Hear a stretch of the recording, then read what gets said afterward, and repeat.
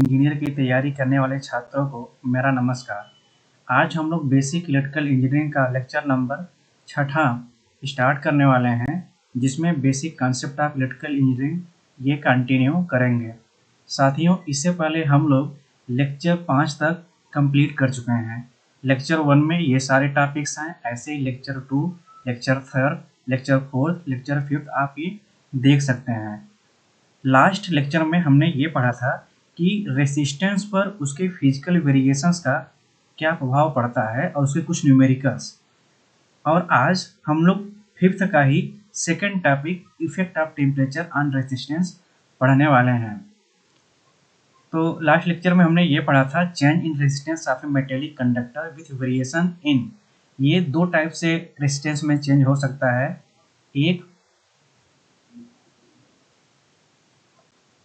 Physical dimension के द्वारा और दूसरा टेम्परेचर के वेरिएशन के द्वारा रेसिस्टेंस पर क्या प्रभाव पड़ता है, ये पढ़े थे। पहला वाला फिजिकल डायमेंशन हमने ये 5वें लेक्चर में कंप्लीट कर चुका है और उसका न्यूमेरिकल्स भी लगा चुके हैं। आज effect of temperature on resistance ये 6वां चैप्टर 6वां लेक्चर पढ़ने वाले हैं। Change in resistance due to variation in temperature. पहला क्या किए थे, change in resistance due to variation in physical dimension, और आज पढ़ने वाले हैं change in resistance due to variation in temperature या effect of temperature on metallic conductor resistance. तो चलिए यहाँ से आज का क्लास स्टार्ट होता है। हमने केवल लास्ट लेक्चर से हमने लिंक कराया था। अब देखते हैं साथियों, effect of temperature on metallic conductor resistance. यहाँ पर मेटेलिक कंडक्टर के रेजिस्टेंस की बात करेंगे और उस पर किसका प्रभाव, टेम्परेचर का प्रभाव देखेंगे। तो मेटेलिक कंडक्टर की अगर बात करते हैं तो सपोज दैट ये कोई मेटेलिक कंडक्टर है। मेटेलिक कंडक्टर में ये एटम्स या मॉलिक्यूल्स को मैं दिखा रहा हूँ और साथ में ये इलेक्ट्रॉन को दिखा रहा हूँ। अब साथियों, ये कंडक्टर है तो इसमें फ्री इलेक्ट्रॉन ज़्यादा होंगे, और ये फ्री इलेक्ट्रॉन किसके लिए जिम्मेदार होते हैं, ये कंडक्शन के लिए जिम्मेदार होते हैं। रिस्पॉन्सिबल फॉर द कंडक्शन, जो इनका फ्लो होता है फ्री इलेक्ट्रॉन का, वो कंडक्शन के लिए जिम्मेदार होते हैं। और ये कंडक्शन यहाँ पर किसकी बात करेंगे, करंट का कंडक्शन। ठीक, अब दोस्तों ध्यान दीजिए, सपोज दैट यहाँ पर हीट अप्लाई कर रहे हैं, यहाँ पर हीट अप्लाई कर रहे हैं। जब ये हीट अप्लाई करेंगे, जब ये इस बॉडी पर, तो ये जो इलेक्ट्रॉन है ये हीट ऑब्जर्व करेगा, यानी कि एनर्जी इसके द्वारा प्राप्त हो जाएगा। जब इसके द्वारा एनर्जी प्राप्त हो जाएगा तो ये वाइब्रेट करने लगेगा, ये वाइब्रेट करने लगेगा। और जब वाइब्रेट करेगा, वाइब्रेट करते करते जो बगल में है एटम्स या मोलिक्यूल्स है, इनसे टकराएगा। जब इनसे टकराएगा यानी कोलिजन हो रहा है, और कोलिजन की वजह से क्या होता है, अपोजिशन होता है। किसका अपोजिशन, जब इसके एक क्रॉस कोई वोल्टेज लगा देंगे तो वहाँ की बात ये हो रही है। जब वोल्टेज लगा देंगे तो यहाँ करंट फ्लो होने लगेगा, तो करंट के अपोजिशन की यहाँ पर बात हो रही है। जब अपोजिशन ज़्यादा तो ये रेजिस्टेंस ज़्यादा। हमने ये कॉन्सेप्ट लास्ट लेक्चर में पढ़ा दिया है, तो ज़रा इसे और अच्छे से क्लियर करते हैं। हमने हीट क्या किया, हमने हीट अप्लाई किया। हीट जब अप्लाई किया, ये इलेक्ट्रॉन क्या हुआ, यहाँ से एनर्जी ऑब्जर्व किया। हीट अप्लाई करने पर एनर्जी एक्वायर्स बाय इलेक्ट्रॉन। जब एनर्जी इसके पास आ जाएगा तो ये वाइब्रेट करने लगेगा, और वाइब्रेशन करते करते ये कोलाइड होने लगेगा। किससे कोलाइड होगा, एटम से या मॉलिक्यूल से या अदर इलेक्ट्रॉन से भी ये कोलाइड करेगा। एनर्जी पा जाएगा तो क्या होगा, ये कोलिजन ज़्यादा होगा।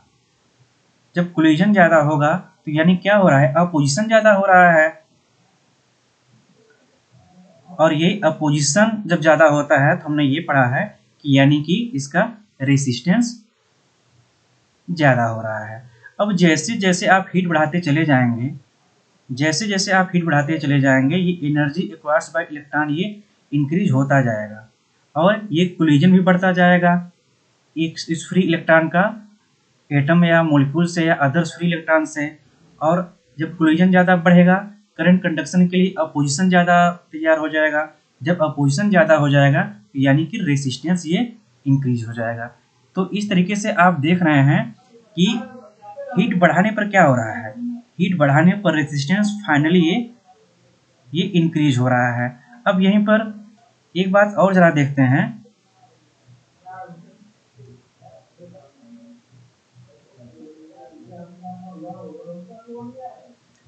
ये जो कोलिजन अगर ज़्यादा होगा, मान लीजिए कि कभी इसे हीट अप्लाई किए और ये इलेक्ट्रॉन एनर्जी एक्वायर किया और ये वाइब्रेट करने लगेगा यानी कोलाइड होने लगेगा। कभी कभी ये इतना तेज होता है होने लगेगा कंडक्टर में कि ये इलेक्ट्रॉन, जैसे ये सोचिए ये एटम से मॉलिक्यूल्स मैंने यहाँ दिखाया आपको, इसकी एटॉमिक कंस्ट्रक्शन टाइप दिखाया। ये समझिए कि ये वैलेंस सेल है ये। अब जो इसमें इलेक्ट्रॉन पाए जाते हैं ये वैलेंस सेल है। अब ये इलेक्ट्रॉन तो यहाँ से बाउंड है और ये वैलेंस सेल में जो इलेक्ट्रॉन है ये करंट कंडक्शन के लिए जिम्मेदार नहीं होंगे क्योंकि ये न्यूक्लियस के प्रभाव से ये इसी में मूव करते रहेंगे। लेकिन ये कब ये बाहर जाएगा, कब फ्री होगा ये इलेक्ट्रॉन, ये फ्री इलेक्ट्रॉन तब होगा जब ये एनर्जी एक्वायर कर लेगा।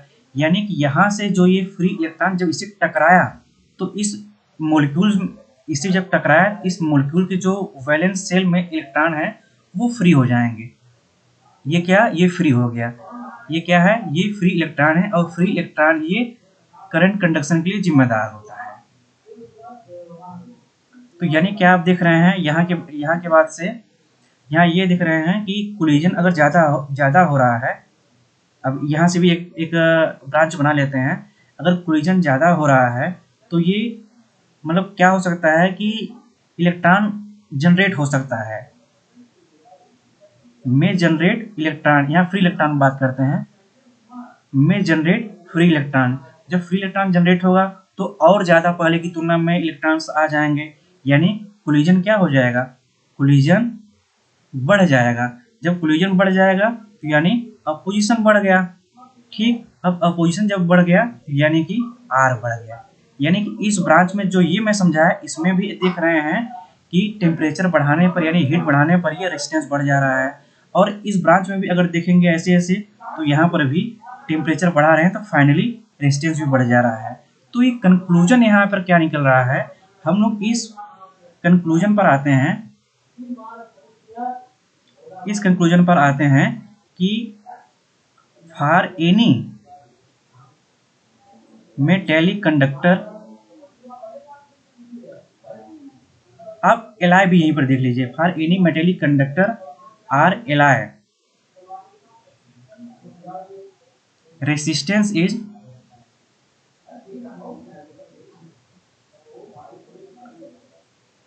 Is directly proportional to temperature. यानी क्या, यानी कि जब टेम्परेचर ये इंक्रीज होगा तो रेजिस्टेंस भी इंक्रीज होगा। जितना ज़्यादा टेम्परेचर इंक्रीज होगा उतना ज़्यादा रेजिस्टेंस इंक्रीज होता चला जाएगा। अब जरा ध्यान देखिए दोस्तों, ये रेजिस्टेंस है और ये टेम्परेचर है, यानी कि टेम्परेचर चेंज हो रहा है तब जाकर रेजिस्टेंस चेंज हो रहा है। यानी कि रेजिस्टेंस क्या है, ये डिपेंडेंट क्वांटिटी है। ये क्या है, डिपेंडेंट क्वांटिटी है।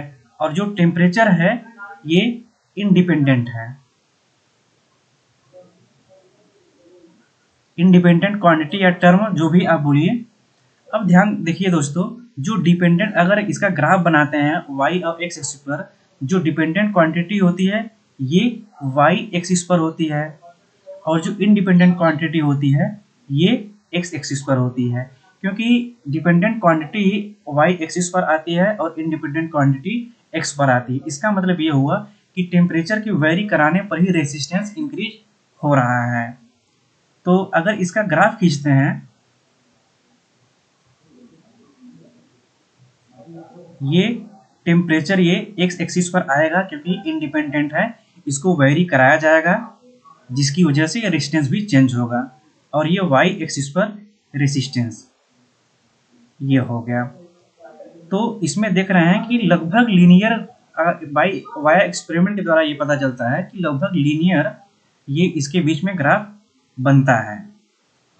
ये मैंने लीनियर बना दिया। अब जरा देखिए दोस्तों, जैसे ये टेम्परेचर है, यहाँ पर मान लीजिए जो रेजिस्टेंस है R0 है। ऐसे ही अगर टेम्परेचर बढ़ता चला जाएगा तो जरा देखिए यहाँ पर ये रेजिस्टेंस भी बढ़ रहा है। ऐसे ही T2 भी, T2 पर देखिए अब ये यहाँ पर रेजिस्टेंस क्या हो गया, पहले की तुलना में ये इंक्रीज हो गया। तो ये इसका ग्राफ हुआ। अब यहाँ एक नोट के रूप में आप लोग लिख लीजिए, क्योंकि काफ़ी इम्पॉर्टेंट है और ये एग्जाम में आ ही जाता है।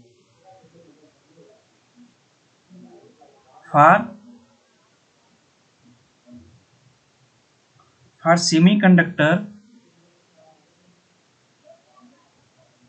insulator and electrolyte, the relation between ये बिटवीन लिखा हूं मैं, the relation between resistance and temperature is universal। यानी क्या कि अगर टेम्परेचर अगर इंक्रीज होगा तो रेसिस्टेंस क्या होगा, डिक्रीज होगा। ऐसे ही अगर टेम्परेचर डिक्रीज होगा तो रेसिस्टेंस इंक्रीज होगा। जैसे मेटल और एलॉय के लिए हम लोग क्या पढ़ रहे थे, हम लोग ये पढ़ रहे थे कि टेम्परेचर अगर इंक्रीज होगा तो रेसिस्टेंस क्या होगा, वो भी रेसिस्टेंस भी इंक्रीज होगा। पर यहाँ पर सेमीकंडक्टर, इंसुलेटर और इलेक्ट्रोलाइट के लिए उल्टा होता है, यानी इन्वर्सली रिलेशन होता है। अब यहाँ पर ये तो जान गए कि टेम्परेचर के बढ़ने पर रेसिस्टेंस वेरी करता है या घटने पर वेरी करता है। कंडक्टर के लिए क्या पढ़े हम लोग कि टेम्परेचर जब बढ़ेगा तो रेसिस्टेंस भी इंक्रीज होगा, यहाँ पर ये पढ़े। अब कितना इंक्रीज होगा, अब उसकी बात करते हैं। Change in resistance. अब चेंज इन रेजिस्टेंस पहले ये जान लेते हैं किस किस पर डिपेंड करता है। चेंज इन रेजिस्टेंस क्या होगा, जैसे मान लीजिए पहले 0 डिग्री सेल्सियस पर R0 है, और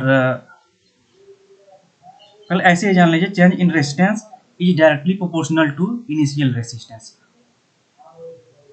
ये इनिशियल रेजिस्टेंस, अब ये पूरा समझाता हूं मैं आपको। ये चेंज इन रेजिस्टेंस होगा, ये directly proportional to initial resistance. ऐसे ही directly proportional to rise in temperature, और चेंज इन रेजिस्टेंस क्या होता है, डिपेंड्स अपॉन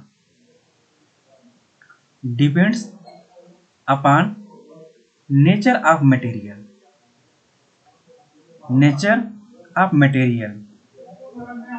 अब दोस्तों depends on nature of material में आप एक चीज लिख लीजिए, आप एक ये टॉपिक इसमें लिखिए, इसी में depends upon nature of material. ये कि एक आगे पढ़ेंगे प्रोपोर्शनलिटी कंस्टेंट पढ़ेंगे तो उसके बारे में लिख रहा हूं। जैसे ही वो आएगा मैं ये समझा दूंगा मैं। Its proportionality constant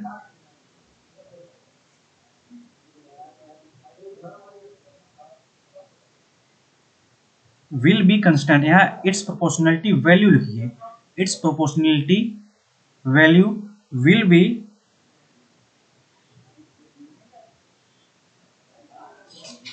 will be constant at fixed temperature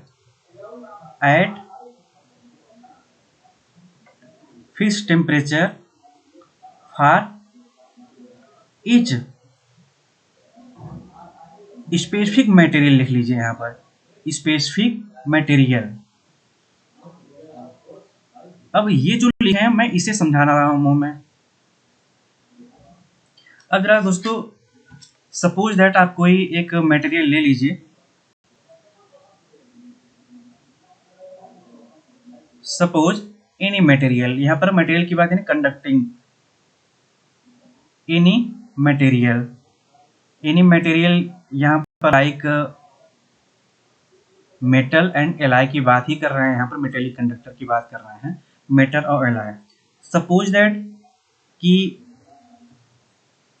temperature 0 degree Celsius पर रेसिस्टेंस क्या है, आर नाट है, आर नाट, ठीक। और ऐसे ही मान लीजिए कोई बॉडी है, जैसे सपोज दैट कि एक कोई बॉडी है और वो 0 डिग्री सेल्सियस पर है, तब उसका रेजिस्टेंस आर नाट है। अब उसको हीट प्रोवाइड कर दिए, यानी कि जब हीट जब देंगे उस बॉडी को, उसका टेम्परेचर बढ़ जाएगा। उस टेम्परेचर पर मान लीजिए रेजिस्टेंस कितना हुआ, R1 होगा। ऐसे ही T2 डिग्री सेल्सियस और टेम्परेचर बढ़ाएं, उस पर रेजिस्टेंस क्या हो गया, R2 हो गया। ऐसे ही T3 हुआ, T3 डिग्री सेल्सियस, उस पर टेम्परेचर क्या हुआ, R3। इसे अगर ग्राफ से देखें तो आप ये समझ सकते हैं कि भाई T1 अगर ज़्यादा है तो ये R1 भी ज़्यादा होगा। ये कैसे पता चला, ये वाया ग्राफ के द्वारा आपको पता चल गया, जो इससे पीछे कॉन्सेप्ट पढ़े हैं। मैं यहाँ बना दे रहा हूँ मैं। अब ये 0 डिग्री सेल्सियस हुआ और ये T1 डिग्री सेल्सियस हुआ, ये T2 हुआ और ऐसे ही ये T3। अब यहाँ पर ये R1 है, इस 0 डिग्री सेल्सियस पर R0। ऐसे ही जब इसकी बात करेंगे यहाँ पर R2, ऐसे ही यहाँ की बात करेंगे तो ये R3। ये ग्राफ बता दिया और ये टेबल के अनुसार ये मैं आपको समझाने की कोशिश कर रहा हूँ मैं। अब हम लोग जैसे लास्ट सेशन में लास्ट में ये पढ़ें कि change in resistance is directly proportional to initial resistance, ऐसे ही राइज इन टेम्परेचर। तो जरा देखते हैं। तो अगर हम यहाँ की बात करते हैं, इन दोनों को मिलाते हैं, इन दोनों को मिलाकर देखते हैं, तो क्या देख रहे हैं यहाँ पर कि change in resistance, change in resistance, ये क्या देख रहे हैं, R1। या चेंज अगर देखेंगे कि रेजिस्टेंस कितना हो रहा है, क्योंकि इंक्रीज हो रहा है तो ये R1 माइनस आर नाट हो जाएगा। यहाँ पर इतना, जैसे सपोज दैट यहाँ पर 2 हुआ, यहाँ पर 5 हुआ, तो कितना इंक्रीज हुआ, तो R1 माइनस आर नाट ही होगा ना। तो R1 minus R naught directly proportional to क्या है, ये इनिशियल रेजिस्टेंस है। तो इनिशियल रेजिस्टेंस इसमें क्या है, आर नाट हुआ ना, directly proportional to R naught. और क्या देखें आप, directly proportional to rise in temperature. Rise in temperature जैसे यहाँ पर 0 डिग्री सेल्सियस हुआ मान लीजिए, और ये दिया ही है, और ये मान लीजिए कि 20 डिग्री सेल्सियस, तो राइज इन टेम्परेचर कितना हुआ, यहाँ पर 20 हुआ, यानी क्या आप किए T1 माइनस 0 डिग्री सेल्सियस। तो ये T1 माइनस 0 डिग्री सेल्सियस, ये प्रोपोर्शनलिटी कंस्टेंट है। अगर इस प्रोपोर्शनलिटी कंस्टेंट को हटाएंगे, इस प्रोपोर्शनलिटी को हटाएंगे तो यहाँ पर ये alpha naught R naught T1 आ जा रहा है, ये -0 है तो ये T1 आ जाएगा। तो यही proportionality constant depends on the nature of material, यानी कि अलग अलग ये मटेरियल पर डिपेंड करेगा। तो यहाँ पर ये देख लिए। अब जरा यहीं पर निकाल लेते हैं। अब जैसे R1 देखिए, यहाँ पर अगर R1 की वैल्यू निकालना चाहते हैं तो ये आर नाट इधर जाएगा plus alpha naught R naught T1। तो फार्मूला क्या हो जाएगा, R1 बराबर R naught 1 plus alpha naught, ये T1 हो जाएगा। अब आप लोग इस फार्मूले को ध्यान दीजिएगा, मैं अभी और बताता हूँ मैं। अब जरा दोस्तों ये देखिए, जैसे हम इसकी बात कर रहे हैं, इसकी बात करें मतलब R1 और आर नाट की, अब साथ मिलाकर इसकी बात कर लेते हैं। यानी क्या बात कर रहे हैं कि कोई बॉडी ये पहले T1 डिग्री सेल्सियस पर थी, तो इसकी रेजिस्टेंस क्या थी, R1 थी। ऐसे ही T2 पर थी, इसकी रेजिस्टेंस क्या हुआ, R2 पर हुआ। अब जब इसमें बात करेंगे चेंज इन रेजिस्टेंस कितना हो जाएगा, ये change in resistance R2 minus R1 directly proportional to initial resistance क्या है, R1 है। ऐसे ही R1 ही है ना, इनिशियल रेजिस्टेंस यहाँ पर बात कर रहा है, इनिशियल रेजिस्टेंस। ऐसे ही राइज इन टेम्परेचर, तो राइज इन टेम्परेचर क्या हो जाएगा, ये T2 माइनस T1। जैसे समझिए कि एग्जाम्पल के रूप में 20 डिग्री सेल्सियस हुआ और ये 50 डिग्री सेल्सियस, 50 माइनस 20 ही राइज हुआ ना, तो T2 माइनस T1 हो जाएगा। अब यहाँ पर डायरेक्टली प्रोपोर्शनल को हटाने के लिए depends on nature of material को अप्लाई करेंगे, जो इसकी कंस्टेंट वैल्यू होती है। तो यहाँ पर हम लोग ये देख रहे हैं कि R2 माइनस R1 बराबर alpha R1 T2 minus T1। अब अगर R2 निकालेंगे, R2 बराबर, ये हल करेंगे केवल R2 निकालने के लिए, तो आपका आंसर क्या आ जाएगा, R1 1 plus alpha T2 minus T1। अब दोस्तों ये ध्यान दीजिए, मैं आपको इसमें कुछ बताना चाह रहा हूं। मैं जिस तरीके से आप ये पीछे इसे याद किए हैं, R1 बराबर R नाट 1 प्लस अल्फा नाट T1, इसी तरीके से आप लोग इसे भी याद रखिए। अब मैं इसमें आपको एक चीज बताने जा रहा हूं कि जरा यहाँ पर देखिए, ये मैं डायरेक्ट यहाँ पर अल्फा नाट लिख दिया। ऐसा क्यों? यानी कि ये भी अल्फा है, ये अल्फा नाट, और यहाँ पर मैं जैसे अल्फा नाट वहां पर लिखा हूं, यहाँ पर अल्फा 1 लिख रहा हूं। इसका मतलब क्या हुआ? ऐसे ही अल्फा 1 हुआ। इसका मतलब ये हुआ कि ये है क्या, ये प्रोपोर्शनलिटी कंस्टेंट है। किस टेम्परेचर? ये 0 डिग्री सेल्सियस टेम्परेचर पर है, तो उसे दिखाएंगे अल्फा नाट। ऐसे ही अगर अल्फा 1 दिखा रहे हैं तो ये क्या हुआ, टेम्परेचर कोफिशिएंट एट टेम्परेचर 1।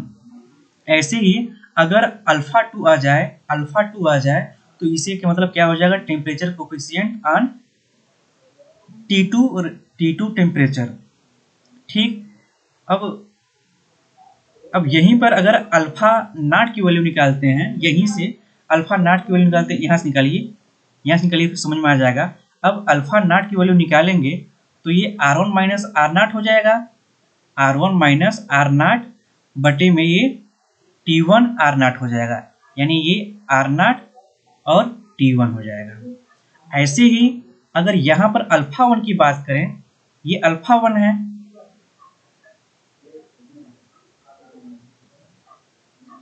ऐसे यहाँ पर अगर अल्फा 1 निकाला जाए इसके माध्यम से, तो दोस्तों क्या हो जाएगा, अल्फा 1 बराबर, जरा देखिए, R2 माइनस R1, और ये हर में चला जाएगा T2 माइनस T1, और क्या है यहाँ पर, ये R1 है।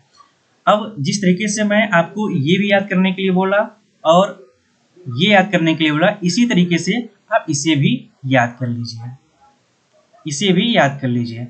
अब मैं यहाँ पर आपको अल्फा नाट और अल्फा 1 के बारे में कुछ और बताने जा रहा हूँ।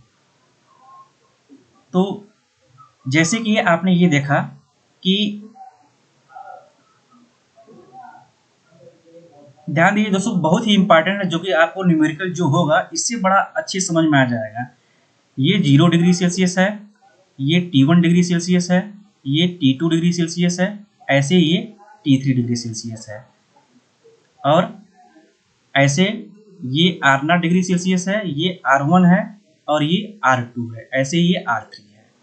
अब ध्यान दीजिएगा साथियों कि हमने अल्फा नाट क्या निकाला, अल्फा नाट हमने ये वहां पर निकाला था, जरा देख लीजिए क्या है अल्फा नाट। और ऐसे ही अल्फा 1, ये R1 माइनस आर नाट ये हुआ, और अल्फा 1 ऐसे हुआ। हम यहाँ पर लिखने जा रहे हैं क्या था, अल्फा नाट बराबर R1 माइनस आर नाट बटे T1 माइनस 0 डिग्री सेल्सियस, और यहाँ पर क्या था, आर नाट। ठीक। और ऐसी अल्फा 1 हम यहाँ लिखने जा रहे हैं, अल्फा 1 को हमने R2 माइनस R1 ऐसे बटे में T2 माइनस T1, और यहाँ पर क्या दिखाए थे, R1। अब जरा दोस्तों यहाँ पर जरा ये ध्यान दीजिए, जो ये पोर्शन है, ये पोर्शन है, ऐसे ही इसमें आप देखिए जो ये पोर्शन है, ये कुछ बता रहा है आपको। अगर R1 minus R1 minus R नाट, जरा देखिए ये क्या है, ये R1 माइनस आर नाट है, ये R1 माइनस आर नाट हुआ, और ऐसे ही ये जो हर में है ये T1 माइनस, ये T1 माइनस 0 यानी ये हुआ। ठीक। अब यानी ये क्या है, ये आप ये पढ़े होंगे, tan थीटा बराबर क्या होता है, लंब बटे आधार होता है, यानी परपेंडिकुलर बटे बेस होता है ना। तो ये होता क्या है, ये तो स्लोप ही तो होती है, ये स्लोप ही तो होती है साथियों। तो यानी यहाँ पर क्या है, R1 minus R naught T1 minus 0, ये जो लाइन है इसका स्लोप है, और ये लीनियर लाइन है, इसका स्लोप फिक्स रहेगा ना। तो यहाँ पर हम लोग लिख सकते हैं अल्फा नाट बराबर स्लोप ऑफ लाइन, कौन सा लाइन, रेसिस्टेंस वर्सेस टेम्परेचर का, ये स्लोप बटे ये इनिशियल रेसिस्टेंस हो जाएगा। ये क्या है, ये इनिशियल रेसिस्टेंस यहाँ पर आर नॉट। ठीक, और अब ऐसे ही इसका जरा देखते हैं, ये अल्फा 1 यानी कि अल्फा 1 यहाँ की अब बात कर रहा है, अल्फा 1 बराबर R2 माइनस R1। अब ये R2 माइनस R1 कौन सा है, जरा देखिए, ये R2 हुआ और ये R1 हुआ, यानी कि यहाँ की बात कर रहा है ये। अब यही तो R2 माइनस R1 हुआ, R2 माइनस R1 हुआ, और हर में क्या है T2 माइनस T1, तो T2 माइनस T1 यही तो हुआ T2 माइनस T1। तो यहाँ पर भी ये लंब बटे आधार है, यानी कि स्लोप ही है, यानी कि क्या हुआ, स्लोप बराबर हुआ ना, यानी कि क्या, स्लोप बराबर हुआ। तो इसे हम लोग क्या बोल सकते हैं, स्लोप, ये R2 माइनस R1 बटे T2 माइनस T1 बटे R1। ठीक, यानी किसी भी टेम्परेचर पर जब हम लोग निकाल रहे हैं तो स्लोप बटे उसका इनिशियल, उसी टेम्परेचर उसका रेजिस्टेंस, उसी टेम्परेचर पर इसका रेजिस्टेंस। ये अल्फा नॉट और अल्फा 1 की वैल्यू आपको समझ में आ गई। अब इसी को हम और क्लियर करते हैं, जिससे कि जब आप सवाल लगाएं ना तो बहुत ही अच्छी तरीके से लगा लें। आप लोग यहाँ पर ध्यान दीजिएगा अच्छे से। तो हम लोग यहाँ ग्राफ वाइज क्लियर करने जा रहे हैं और अच्छे तरीके से इसी को। अब हम आपको ये ग्राफ बना रहे हैं, ठीक, ये T1 डिग्री सेल्सियस है, ऐसे ही T2 डिग्री सेल्सियस है, ऐसे ही ये T3 डिग्री सेल्सियस है। तो यहाँ पर रेसिस्टेंस क्या है, R0 है, यहाँ पर रेसिस्टेंस क्या है, R2 है, यहाँ पर रेसिस्टेंस क्या है, R3 है, और ये जो 0 डिग्री सेल्सियस है यहाँ पर R0 है। अब मैं आपको ये क्वेश्चन दे दिया, फाइंड टेम्परेचर कोफिशिएंट एट, ये 0 डिग्री सेल्सियस है, हमें यहाँ देखिए लिख दे रहे हैं अच्छे से, temperature coefficient at 0 degree Celsius temperature. ठीक, अब अल्फा नॉट, ये अल्फा नॉट को लग रहा है, लेकिन इसमें देखिए क्या सीखेंगे आप। अब अल्फा नॉट के बराबर क्या क्या देखे थे कि स्लोप बटे इनिशियल रेसिस्टेंस। अब अगर यहाँ की बात करते हैं दोस्तों, यहाँ जरा देखिए, यहाँ पर स्लोप क्या है, तो R1 लंब बटे आधार R1 माइनस R0। जरा देखिए यही है ना, ये क्या है, ये R1, यहाँ पर R1 था, R1 माइनस R0, तो ये क्या हुआ, R1 माइनस R0 बटे ये आधार क्या है, T1 माइनस 0, तो यहाँ पर लिखें R1 माइनस R0 बटे T1 माइनस 0, और इनिशियल रेसिस्टेंस, बार बार बोल रहे हैं इनिशियल रेजिस्टेंस यानी उसी टेम्परेचर पर रेजिस्टेंस क्या है, जिस टेम्परेचर पर टेम्परेचर कोफिशिएंट निकाल रहे हैं। अब जरा ध्यान दीजिए, अब मैं बात करता हूँ इसका, यहाँ पर, अब यहाँ से अगर स्लोप निकालेंगे, यहाँ से अगर स्लोप निकाल रहे हैं, लेकिन हम क्या बात कर रहे हैं, 0 डिग्री सेल्सियस पर ही बात कर रहे हैं ना, तो आप ये ब्लैक कलर वाला जो पहले मैं बताया वो जान गए। अब स्लोप ये भी तो है, यहाँ से लेकर यहाँ तक, ये जो ट्रेंगल मैं बना रहा हूँ, ये ध्यान दीजिए, तो यहाँ पर अगर स्लोप की बात करते हैं तो R2 माइनस R0 हो जाएगा। ये क्या है साथियों, ये क्या हो जाएगा, R2 माइनस R1, ये टोटल, तो ये क्या है, R2 माइनस R0, और टेम्परेचर क्या है, T2 माइनस 0, ये T2 माइनस 0। अब अगर T2 माइनस 0 और इनिशियल रेजिस्टेंस क्या है यहाँ पर, तो 0 डिग्री सेल्सियस पर निकाल रहे हैं, तो इनिशियल रेजिस्टेंस क्या होगा, ये R0 ही होगा ना। तो ऐसे ही और निकालते हैं जरा। अब जरा देखते हैं कि ये R3 से, यानी कि हम क्या देख रहे हैं, ये पोर्शन देख रहे हैं, यहाँ से लेकर यहाँ तक। ठीक, अब यहाँ से देखेंगे तो ये क्या हो जाएगा, ये R3 माइनस R0 ही है ना, इसका मैग्नीट्यूड, इसकी लेंथ, तो क्या हो जाएगा R3 माइनस R0, और टेम्परेचर कितना हो जाएगा, T3 माइनस 0, यानी T3 माइनस 0, और ये इनिशियल रेजिस्टेंस। ठीक, अब जरा बताइए, ये सीधी लाइन है, चाहे यहाँ से स्लोप निकालिए, चाहे ये इस एंगल का स्लोप निकालिए, चाहे इस एंगल का स्लोप निकालिए, इस एंगल का स्लोप निकालिए, बराबर ही होगा ना। तो यानी कि ये क्या है, ये चीजें R1 माइनस R0, ये चीजें ये भी ये इक्वल्स और ये भी इक्वल होगा, है ना। और बटे में इनिशियल रेजिस्टेंस R0 ही है, ये इनिशियल रेजिस्टेंस है, ये वाला R0 है, यहाँ भी R0 है, यहाँ भी R0 है, यानी कि ये बराबर होगा। अब देखिए, ये तो पहला ग्राफ का कंसेप्ट था। अब दूसरा ग्राफ कंसेप्ट देखिए। दूसरा ग्राफ कंसेप्ट ये कि ये अपने फिर से वही ग्राफ में बना रहा हूं मैं। ठीक, अब ये T1 डिग्री सेल्सियस और ये T2 डिग्री सेल्सियस, ऐसे ये T3 डिग्री सेल्सियस, ऐसे ही ये T4 डिग्री सेल्सियस। साथियों, इसको अच्छे से आप लोग समझिए, जैसे समझा रहा हूं। तो नेक्स्ट लेक्चर में हम इसी पर ढेर सारे क्वेश्चन करवाएंगे, क्योंकि एक एग्जाम हुआ था 2018 में, ढेर सारे क्वेश्चन सिर्फ इसी से पूछ लिए गए थे, काफी क्वेश्चन पूछे गए थे यूपीपीसीएल जेई में।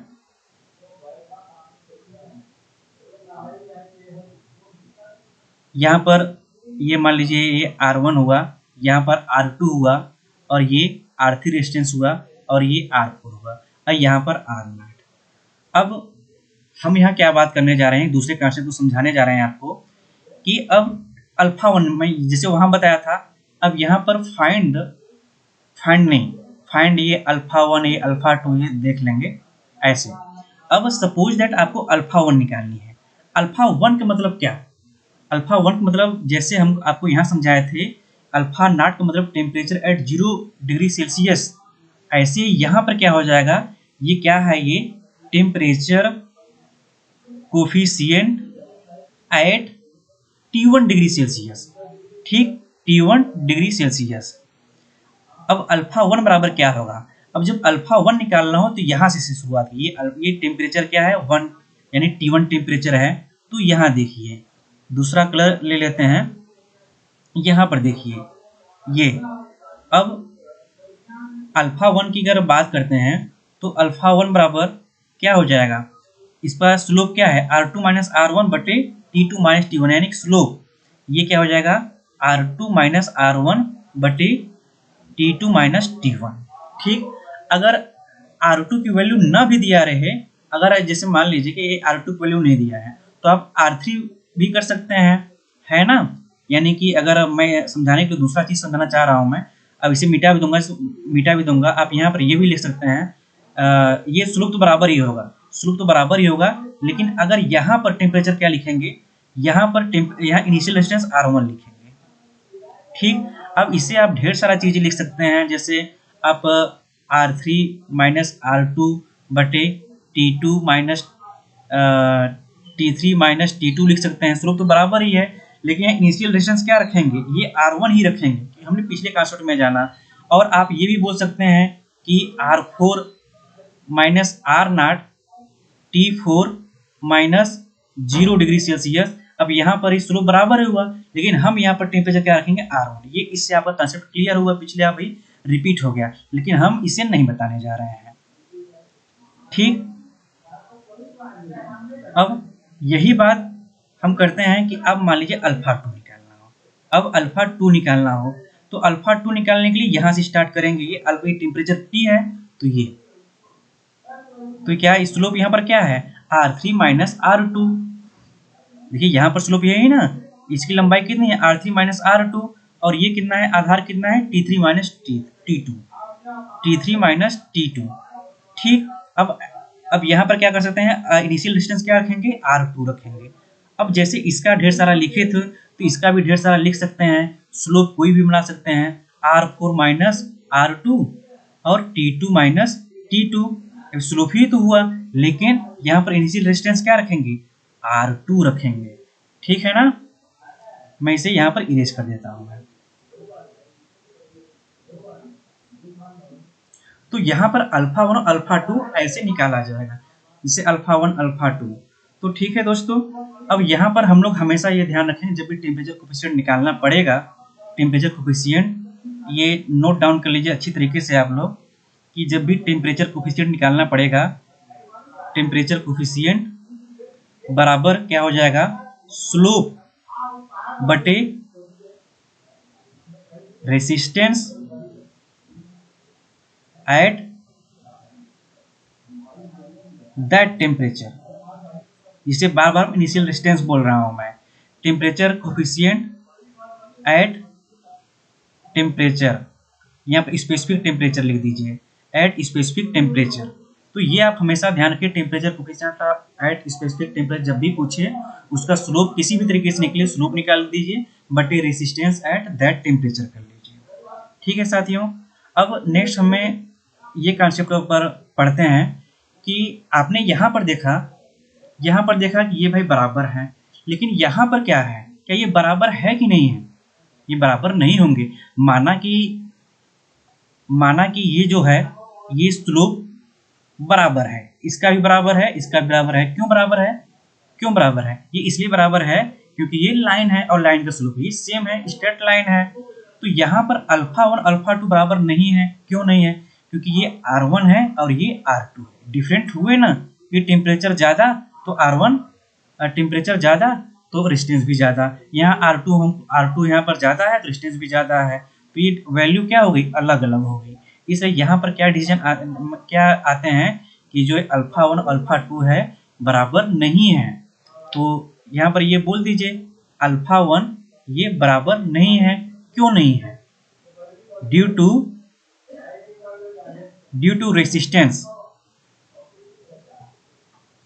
रेसिस्टेंस। अब इसे अच्छे से लिख दे रहे हैं। आपने क्या देखा यहाँ पर कि जो ये अल्फा 1 और अल्फा 2 था ये बराबर नहीं हुए। क्यों बराबर नहीं हुए? ये बिकॉज स्लोप ऑफ लाइन ये कांस्टेंट, ये के बराबर कांस्टेंट है, but resistance at that temperature, यानी कि जिस टेम्परेचर पर कोफिशिएंट की बात कर रहे हैं eight that temperature is different.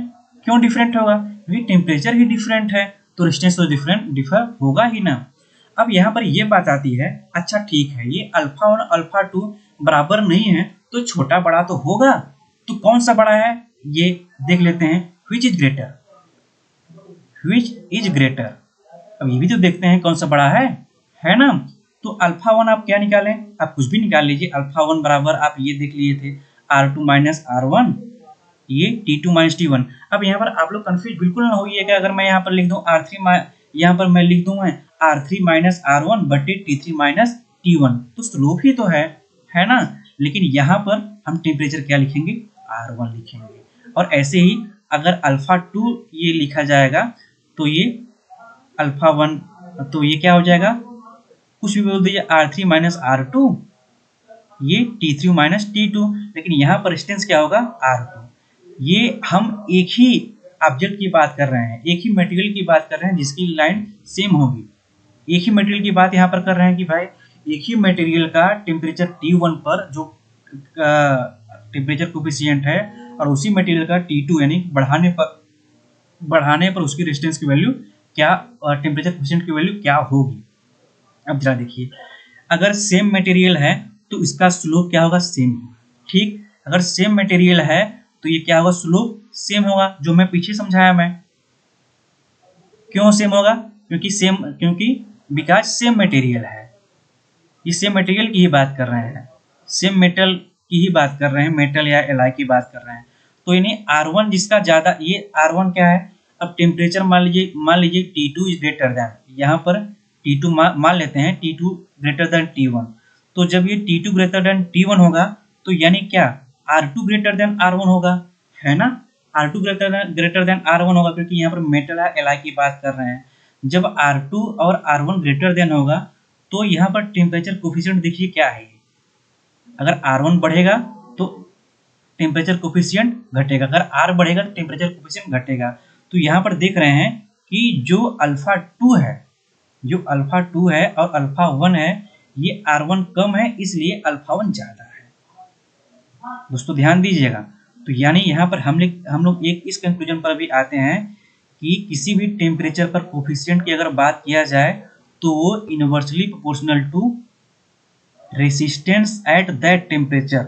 ये बार बार बोल रहा हूँ, स्पेसिफिक टेम्परेचर या एट दैट टेम्परेचर।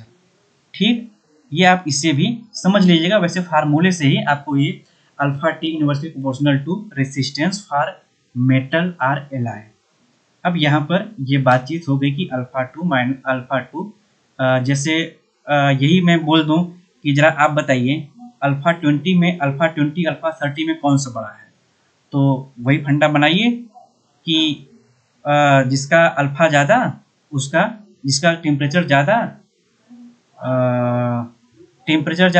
तो रेजिस्टेंस ज़्यादा। देखिए यहाँ पर टेम्परेचर ज़्यादा तो रेजिस्टेंस ज़्यादा तो टेम्परेचर कोफिशिएंट क्या हो जाएगा, कम हो जाएगा। हाँ, तो जिसका टेम्परेचर ज़्यादा है उसका टेम्परेचर कोफिशिएंट कम हो गया, यानी कि ये चीज़ आ रही है। ठीक, तो यहाँ पर जो हम लोग पढ़े इसका कंक्लूजन भी देख लेते हैं कि भाई क्या कंक्लूजन है। तो कंक्लूजन यहाँ पर ये निकला कि अनवेरिंग टेम्परेचर, बड़ा ही इंपॉर्टेंट टॉपिक है, ये इंपॉर्टेंट नोट है, इसे नोट करिएगा अपने नोट में। Unvarying temperature coefficient of any specific material also changes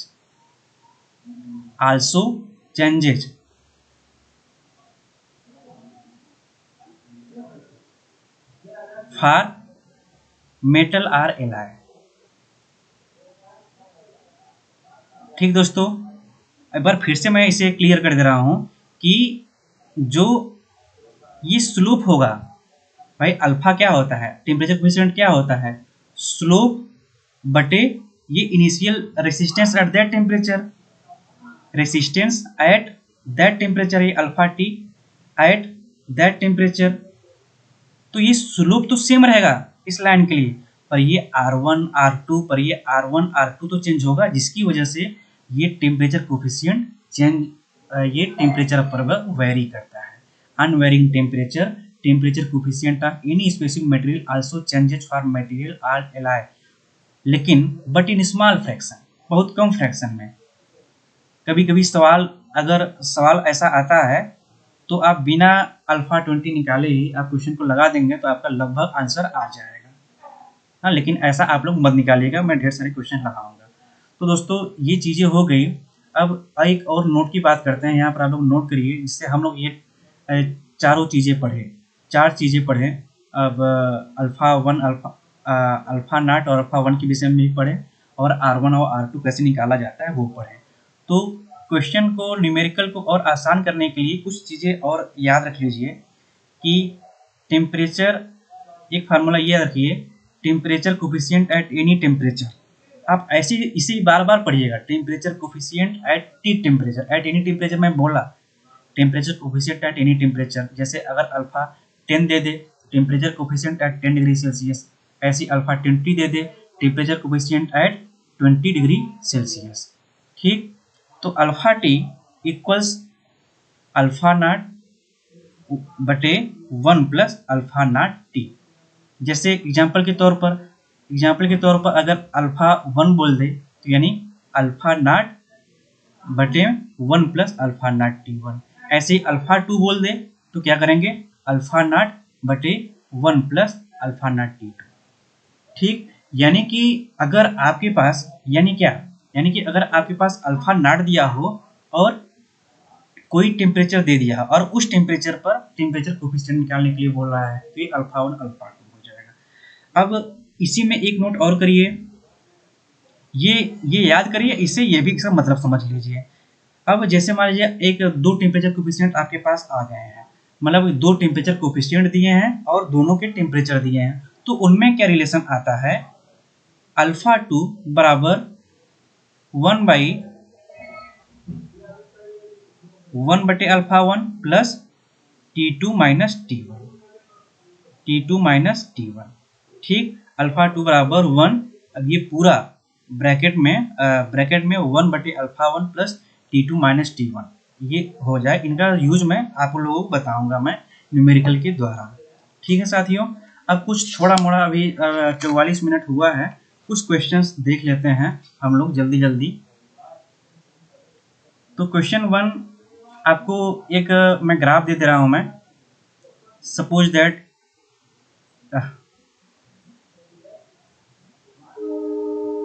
मैंने आपको ये ग्राफ दिया, चलिए तिरछा ही सही, ये रेसिस्टेंस हो गया और ये टेम्परेचर इन डिग्री सेल्सियस हो गया। अब यहाँ पर दे दिया 45 डिग्री, ठीक, और एक टेम्परेचर है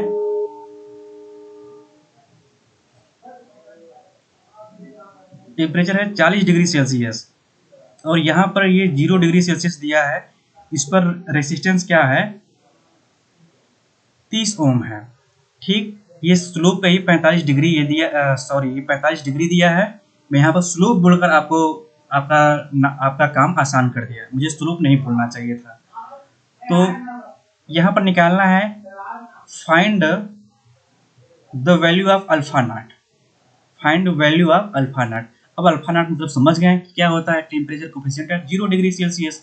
अब जैसे ये आए तो आप ये बोल सकते हैं temperature coefficient at 0 degree Celsius, यानी ये बोल रहा है, तो ये क्या बोल रहा है कि ये स्लोप बोल रहा है, स्लोप बटे उसी टेम्परेचर पर रेसिस्टेंस की बात कर रहा है ना। अब स्लोप तो मुझे दे दिया है ये tan 45, भाई स्लोप निकाल ही सकते हैं ना, इसका स्लोप निकाल सकते हैं। स्लोप बराबर क्या होती है, tan 45, ये ऑटोमेटिक हो गया, और आर नॉट की वैल्यू क्या है, 30 है। tan 45 की वैल्यू 1 होती है और ये 30, ये पर डिग्री सेल्सियस, पर डिग्री सेल्सियस यूनिट होती है, अभी आगे बताऊंगा, मैं बताया नहीं, भूल गया मैं। तो 1/30 डिग्री सेल्सियस ये हो गया, ठीक। नेक्स्ट क्वेश्चन की बात भी कर लेते हैं।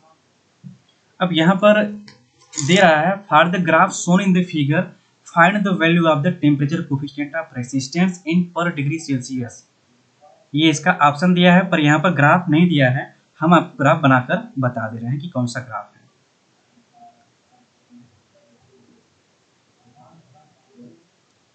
अब ये 15 डिग्री सेल्सियस है, 15 डिग्री सेल्सियस पर ये ग्राफ यहाँ क्या दे रहा है, 60 ओम। ये आर और टी ही है, आप इतना समझ जा रहे होंगे। और ये 0 डिग्री सेल्सियस पर ये 30 दे दिया है, ठीक। बोल दिया है कि find the value of temperature coefficient of resistance.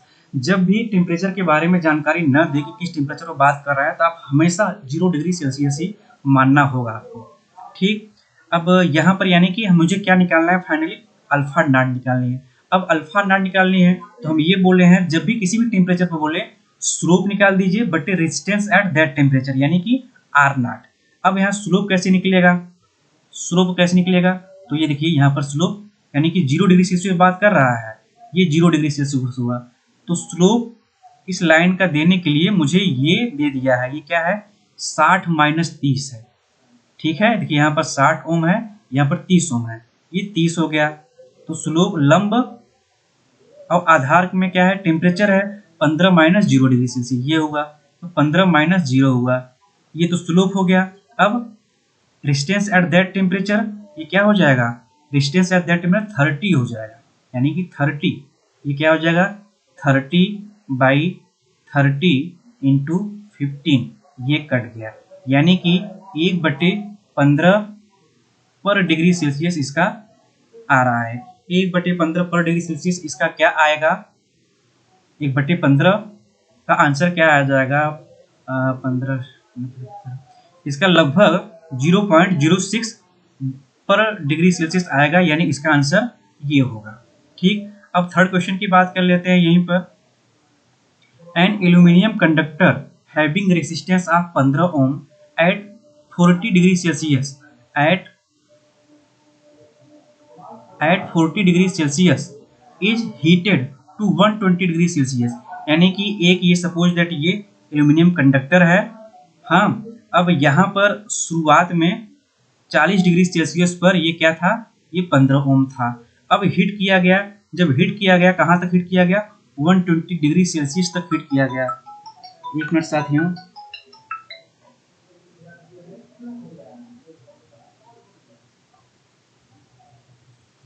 ये 120 डिग्री सेल्सियस तक ये हीट किया गया, ठीक ना। अब आगे क्या बोल रहा है, इफ द आरटीसी मतलब क्या, resistance temperature coefficient at 0 degree Celsius इतना है, it's RTC at 40 degree Celsius will be. अब देखिए मैं खुद ऐसे कर रहा हूँ, मुझे समझ में नहीं आ रहा है, तो तुरंत ग्राफ बनाइए, क्योंकि ग्राफ के हिसाब से मैं आपको पूरा समझाया हूँ मैं अच्छे से। अब ग्राफ तुरंत बनाते हैं, ठीक। अब क्या दिया है, an aluminium having 40 degree Celsius. अब देखिए यहाँ पर 40 डिग्री सेल्सियस और एक टेम्परेचर क्या दिया है, ये टेम्परेचर दिया है 120 डिग्री सेल्सियस। अब हैविंग रेजिस्टेंस 15 ओम, 40 डिग्री सेल्सियस पर कितना दिया है, ये 15 ओम दिया है। ठीक, अब आरटीसी एट 0 डिग्री सेल्सियस, यानी कि यहाँ पर अल्फा नॉट की वैल्यू दे दिया है 0.00333 पर degree Celsius. It's RTC resistance temperature coefficient at 40 degree Celsius, at 40 degree Celsius. अब ध्यान दीजिए साथियों, अब यहाँ पर यानी क्या पूछ रहा है, आरटीसी, ये देख लेते हैं ये क्या पूछ रहा है, temperature coefficient at 40 degree Celsius. अब एक फार्मूला हमने आपको बताया था, ये बताया था कि अगर आपके पास टेम्परेचर हो, ठीक, और टेम्परेचर कोफिशिएंट अल्फा नॉट हो, इससे संबंधित एक फार्मूला बताया था। और क्या बताया था फार्मूला, हमने ये बताया था अल्फा टी बराबर alpha not 1 plus alpha not T1। इसे जरा फॉलो करिए, ये अल्फा टी 40 वाला है, ये 40 हो गया, यहाँ अल्फा नॉट की वैल्यू दिया है, जरा देखिए यहाँ पर 0.003 बटे में 1 प्लस अल्फा नॉट, फिर से वैल्यू 0.033। अब T1 यहाँ पर क्या है, T1 यहाँ 40 डिग्री सेल्सियस है, ये 40 डिग्री सेल्सियस है। अब आप लोग कमेंट सेक्शन में इसका आंसर निकाल कर मुझे बताइएगा। कमेंट सेक्शन में आप सभी लोग, और आप लोग तैयार रहिएगा, जो भी कॉन्सेप्ट सीखे हैं, ढेर सारे क्वेश्चन जो भी यूपीपीसीएल जेईई में आए हुए हैं, उसको हम लोग नेक्स्ट वीडियो में, नेक्स्ट लेक्चर में पूरा सवाल लगाएंगे। लेकिन इससे पहले आप लोग ये कॉन्सेप्ट अच्छी तरीके से देख लेना पड़ेगा। ठीक साथियों, पक्का कमेंट करिएगा आप लोग। अब लास्ट लेक्चर में हमने एक क्वेश्चन दिया था आप लोगों के लिए कि एक copper wire is stretched so that its length is increased by 0.1%। ये फिजिकल डायमेंशंस वाला क्वेश्चन है, जिसमें हमने आपको दो केस बताया था। एक केस लेंथ अगर बढ़ाई जाए खींचकर, और दूसरा केस अगर उसमें अलग से जोड़कर लंबाई को बढ़ाया जाए। तो यहाँ पर ये पहला केस आ रहा है, यहाँ पर स्ट्रेच वाला है। अब इसमें हम लोग क्या क्या पढ़े थे, ये बता दे रहा हूँ मैं आपको। आर न्यू हम लोग क्या पढ़े थे कि एन स्क्वायर आर, वहाँ पर आपको दिखाया भी मैं। अब चेंज इन रेसिस्टेंस भी पढ़े थे। परसेंटेज रेसिस्टेंस क्या पढ़े थे, एन स्क्वायर माइनस एन गुणे 100%, ये पढ़े थे ना। तो यानी कि यहाँ पर हमें एन की जरूरत है, अब जरा देखिए, एक copper wire is stretched so that its length is increased by 0.100%। जरा ध्यान दीजिए यहाँ पर कि ये कोई लेंथ है, ये लेंथ है, और हम लोग यहाँ पर इसकी लेंथ मान रहे हैं क्या, 100 मान रहे हैं, 100 L इसकी लेंथ है, 100 यूनिट मान ले रहे हैं, 100 यूनिट इसकी लेंथ है। ठीक, इसकी लेंथ क्या है, 100 है। अब ये कह रहा है ये कितना परसेंट इंक्रीज किया गया, 0.1%। अब जरा आप बताइए साथियों, 100 का 0.1% कितना होगा, 0.1 ही होगा ना। यानी 100 में 0.1 इंक्रीज कर दिया गया, यानी कि ये लेंथ जब बढ़ाया गया तो इसकी फाइनल लेंथ क्या हो गई, ये 100.1। ये कैसे आया, ये ऐसे ही आया, ये 100 पहले था, अब ये 100 में से 0.1% इंक्रीज किया गया, जब इसे जोड़ेंगे 100.1 ही आया। ठीक ना। अब हमने ये आपको बताया था एन कैसे निकाला जाएगा, ये एल फाइनल वाला यानी कि न्यू वाला, और ये एल इनिशियल वाला। जरा देखिए, ये 100.1 बटे 100 यानी क्या, 1.001 आया। ठीक ना। अब ये क्या पूछ रहा है, percentage change in its resistance. अब percentage change in its resistance का फार्मूला हमने बताया है, यानी कि रेसिस्टेंस में कितना परसेंटेज चेंज होगा। तो ये फार्मूला हम लोग निकाले भी हैं, किस तरीके से फार्मूला आया है ये आसान के लिए बहुत फायदा होगा। एन स्क्वायर माइनस 1 गुणे 100%। जब जरा यहाँ करिए 1.00, एक मिनट, 1.00 स्क्वायर माइनस 1 गुणे 100। जब इसे इसका स्क्वायर निकालेंगे, आप लोग हल करिएगा, तो 1.00 हमने पहले से ही लिख लिया है, गुणे 100%। ये बराबर क्या हो जाएगा, जब घटाएंगे इसमें 0.02001 गुणे 100%, यानी क्या हो जाएगा 0.0 दशमलव ये डबल होगा तो यहाँ पर आ जाएगा, यानी क्या हो जाएगा, ये वैल्यू 0.2001%। आप लोगों में से कई लोगों ने इसका जवाब भी दिया था। तो ठीक है साथियों, आप लोगों को क्लास कैसा लगा ये आप लोग कमेंट सेक्शन में बताइएगा, और अपने दोस्तों में खास करके अपने सीनियर और जूनियर्स को पक्का शेयर कीजिएगा। और आप लोग तैयार रहिएगा, कल यूपीपीसीएल जेईई में जो भी क्वेश्चन आए हुए हैं वो सारे क्वेश्चन यूपीपीसीएल जेईई और एसएससी जेईई में वो क्वेश्चन हम करवाएंगे। आप लोग तैयार हैं या नहीं, ये भी कमेंट सेक्शन में आप लोग मुझे बताइएगा। धन्यवाद साथियों।